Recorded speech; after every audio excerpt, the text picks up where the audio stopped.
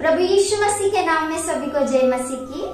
प्रिय भाई और बहनों, आज का हमारा मुख्य वचन है पहला पत्रस, इसका पहला अध्याय 14 और 15 वचन।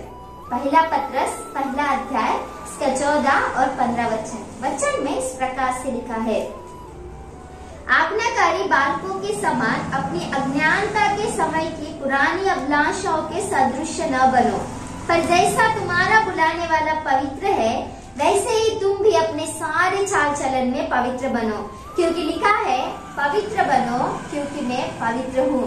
यहाँ पर वचन में अगर हम विचार करेंगे तो पवित्रता के विषय में हम देख सकते हैं परमेश्वर क्या कह रहे हैं, मतलब पवित्र बनो क्योंकि मैं पवित्र हूँ। परमेश्वर जो है वो पवित्र है, यानी कि परमेश्वर के अंदर कोई भी पाप नहीं है और वो परमेश्वर चाहते हैं कि हम भी हमारे सारे चाल चलन में पवित्र बने। यशायाह की किताब इसके 6वें अध्याय के 3 वचन को अगर हम पढ़ेंगे, प्रकाशित वाक्य इसके 4 अध्याय के 8वें वचन को अगर हम पढ़ेंगे तो वचन में अगर हम विचार करेंगे तो स्वर्ग में स्वर्गदूत हमेशा परमेश्वर को पवित्र पवित्र पवित्र करके उसकी आराधना कर रहे करके हम वचन में देख सकते हैं। मतलब परमेश्वर जो है वो पवित्र है, इसीलिए परमेश्वर की आराधना पवित्रता में की जा रही है स्वर्ग में करके भी हम यहाँ पर वचन में देख सकते हैं। पहला कुरिन्थियों इसके पहले अध्याय के 2 वचन को अगर हम पढ़ेंगे, हम यीशु मसीह में पवित्र किए गए हैं और पवित्रता में बुलाए गए हैं करके वचन में स्पष्ट रीति से लिखा है। इसीलिए हमें पवित्र जीवन जीना चाहिए। हमारा उठना, हमारा बैठना, हमारा चलना, हमारा देखना, हमारे सारे चाल चलन में हम पवित्र रहना चाहिए करके परमेश्वर भी चाहते हैं। तो किस प्रकार से हम अपने आप को पवित्र कर सकते हैं, किस प्रकार से हम पवित्र बन सकते हैं, इन बातों का अगर हम विचार करेंगे तो हम बाइबल में से 3 बातों को देखेंगे। सबसे पहली बात क्या है कहने से वचन।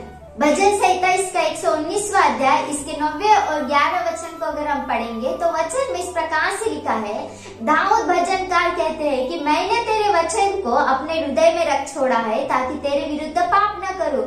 मतलब दाऊद ने वचन को उसके हृदय में रखा कि पाप ना करे और पवित्र जीवन जिए। जब हम भी परमेश्वर के वचन को हमारे हृदय में रखकर आगे बढ़ेंगे, जब हम परमेश्वर के वचनों के अनुसार जीवन जिएंगे तो हम पवित्र बन सकते हैं।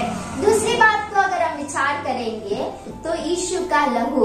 इब्रानियों इसके 10वें अध्याय के 10वें वचन को पढ़ेंगे, पहला यूहन्ना इसके पहले अध्याय के 9वें वचन को अगर हम पढ़ेंगे तो वचन में इस प्रकार से लिखा है कि यीशु का लहू जो है वह सारे पापों से शुद्ध करता है। मतलब पापों से शुद्ध करता है, इसका मतलब हमें पवित्र करता है। यीशु के लहू से हमें अपने आप को हर दिन धोना चाहिए। जब हम यीशु के लहू से अपने आप को हर दिन धोएंगे तब हम पवित्र बन सकते हैं। तीसरी बात को अगर हम विचार करेंगे तो पानी।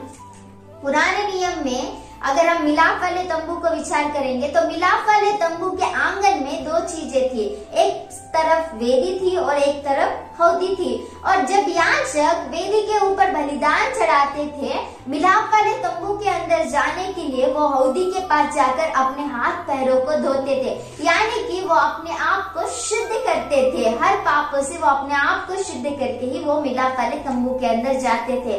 यहाँ पर वो पानी के द्वारा शुद्ध किए गए करके हम देख सकते हैं।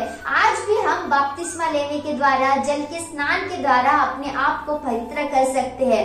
इफिसियों की किताब इसके 5वें अध्याय के 26वें वचन को अगर हम पढ़ेंगे तो वचन के जल के स्नान के द्वारा अपने आप को पवित्र करो करके वचन में लिखा है, यानी कि बपतिस्मा लेकर हमें अपने आप को पवित्र करना है करके हम यहाँ पर देख सकते हैं। हमने 3 बातों को देखा कि किस प्रकार से हम अपने आप को सारे चाल चलन में पवित्र बना सकते हैं। मतलब सबसे पहली बात जो है वचन को अपने हृदय में रखने के द्वारा हम पवित्र बन सकते हैं। दूसरी बात को हमने देखा कि यीशु का लहू, यीशु के लहू के द्वारा हमें अपने आप को हर दिन धोना है। जब हम यीशु के लहू के द्वारा अपने आप को हर दिन धोएंगे तो हम पवित्र किए जाएंगे। तीसरी बात को हमने देखा कि पानी के वचन के जल के स्नान के द्वारा हम अपने आप को पवित्र कर सकते हैं। ये 3 बातों के द्वारा परमेश्वर आप सभी को आशीष दे। आमीन।